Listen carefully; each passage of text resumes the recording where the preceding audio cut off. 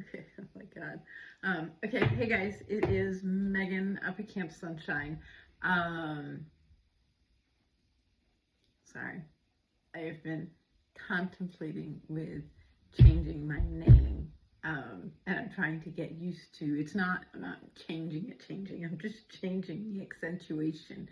Instead of Megan, I am thinking of being Meg Ann, kind of more of a country, breaking away from my city life and everything that made me sick. And since I already have those two names, and two names are kind of a country thing, I'm looking at it, I'm dabbling at it. I'm also in the process of finally taking my husband's name.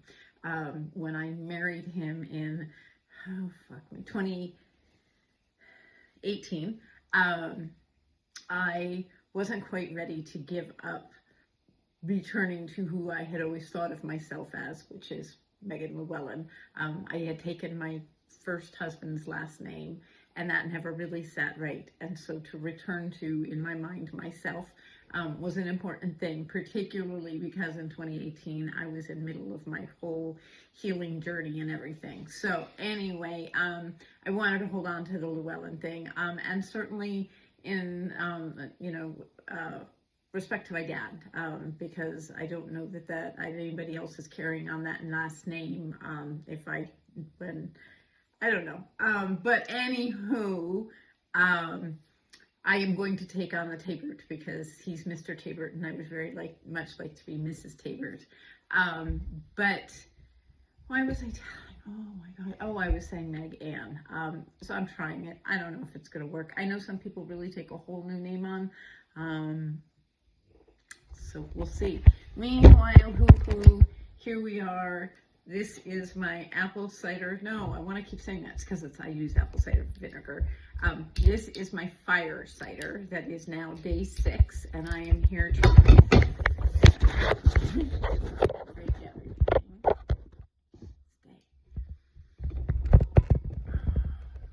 So we have a lot of people in my family that I want to keep safe this winter, and so I went big.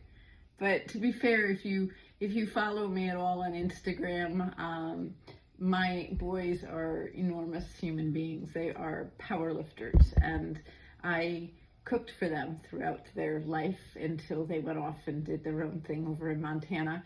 And so I am very, very accustomed to, I've mentioned this in the previous video, this is leaking, so I'm definitely going to have to change the lid again. The area I have it in isn't really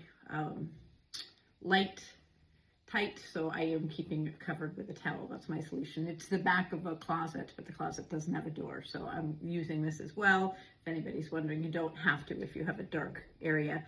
I'm going to replace the lid because, as I said, this is leaking. Back to my boys, they're large, so I did everything large, so I still do everything large. It's just how I do it. I don't know. So anyway, this is fire cider day 6. I kind of shook it and everything without really letting you all look at it, but it's beginning to look pretty yummy and delicious. As I said, at least 2 weeks shaking it or doing whatever you can. I might even today, again, take my potato masher and kind of mash it down to get things a little swirled up more because we have another day of softness. But you shake it, toss it, turn it, whatever, probably have a better jug and lid. For at least 2 weeks, up to 6 for maximal medicinal benefits. You can, if you get to 2 weeks and you all of a sudden have somebody that feels like they're coming down with something or are already sick, you can strain off a little bit and mix it with a tiny bit of honey per the amount that you pour off, kind of as a quick fix. And then, as I've mentioned, once you are all done, you're going to strain it and mix it with raw honey. Again, that has many, many healing properties. And it makes this, because this is going to be really, really spicy and fragrant, flavorful. Fragrant, I guess, is smell. It's probably going to be smelly. I mean, even a shot of apple cider vinegar is kind of harsh. So adding the honey makes it palatable. And as I mentioned, when those large boys and their sister were, shout out to my daughter Piper, really young. When kids are young, they go to school, and well, mine went with me because I went everywhere they went.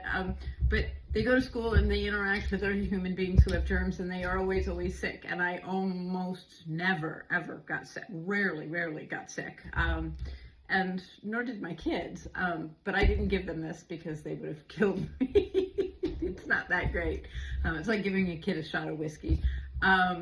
But I drank this almost nightly throughout cold and flu season, throughout all their childhood. And it wasn't until I was diagnosed and I went through the divorce and my life became a whirlwind of doctors and appointments and infusions and medications and being on the phone with insurance companies and being a sick person instead of caring for myself. I forgot about apple cider vinegar. So when this came in a flash to me one night, I do the elderberry syrup, and I know that I can Google and stuff, but I like kind of remembering things because I'm resurrecting my brain from being under the pharma fog.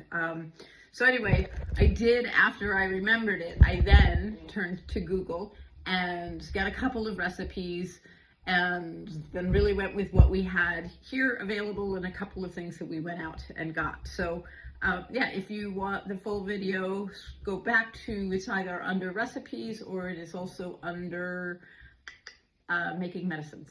So, okay, I hope everybody's having a great day, and bye.